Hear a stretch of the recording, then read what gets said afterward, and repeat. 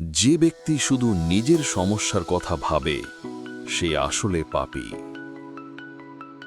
তাই হে অর্জুন, তুমি এই মায়াজাল থেকে বেরিয়ে এসে তোমার কর্তব্যগুলো চিনে নাও এবং সেগুলোর পালন করো। হে অর্জুন, কর্মের ফলের ইচ্ছাই পথের প্রধান বাধা।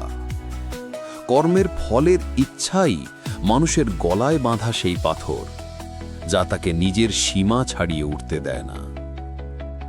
এই ইচ্ছাই মানুষকে সমাজ থেকে আলাদা করে দেয় আর তাকে ব্যক্তিগত লাভ ক্ষতির কাবায় ফেলে দেয়। সমাজ তোমার মধ্যে নেই হে অর্জুন, তুমি সমাজের অংশ।